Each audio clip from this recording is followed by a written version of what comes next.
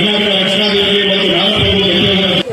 ರಕ್ಷಣಾ ವೇದಿಕೆ ಮತ್ತು ನಾಡಪ್ರಭು ಕೆಂಪೇಗೌಡ ಜಾಗೃತಿ ವೇದಿಕೆ ವತಿಯಿಂದ 3 ದಿನಗಳ ಕಾಲ ನಿನ್ನೆ, ಇವತ್ತು ಮತ್ತು ನಾಳೆ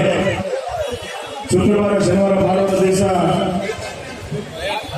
ಸಂಕ್ರಾಂತಿ ಸುಗ್ಗಿ ಜಾನಪದ ಸೊಗಡನ್ನ, ಹಳ್ಳಿಯ ಸೊಗಡನ್ನ ಈ ಭಾಗದ ಜನರಿಗೆ ದರ್ಶನ ಮಾಡಲು ಅವಕಾಶ ಮಾಡಿಕೊಟ್ಟು, ಅದಾದ ನಂತರ ಧರ್ಮಪ್ರಭು, ನಾಡಪ್ರಭು ಎಲ್ಲ ಸಮುದಾಯಗಳನ್ನು ಸಮಾನವಾಗಿ ಕಂಡಂತ ಮಹಾನ್ ವ್ಯಕ್ತಿ ನಾಡಪ್ರಭು ಕೆಂಪೇಗೌಡರವರ ಕಂಚಿನ ಪುತ್ಥಳಿಯ ಅನಾವರಣ ಕಾರ್ಯಕ್ರಮವನ್ನು ಕೂಡ ಈ ಸಂದರ್ಭದಲ್ಲಿ ಆಯೋಜನೆ ಮಾಡಿ ತಾಯಿ ಅಣ್ಣಮ್ಮ ದೇವಿಯನ್ನ, ನಗರ ದೇವತೆ ಅಣ್ಣಮ್ಮ ದೇವಿಯನ್ನ ಈ ಒಂದು ಮಹಾಮಂಟಪದಲ್ಲಿ, ಅಲಂಕೃತ ಮಹಾಮಂಟಪದಲ್ಲಿ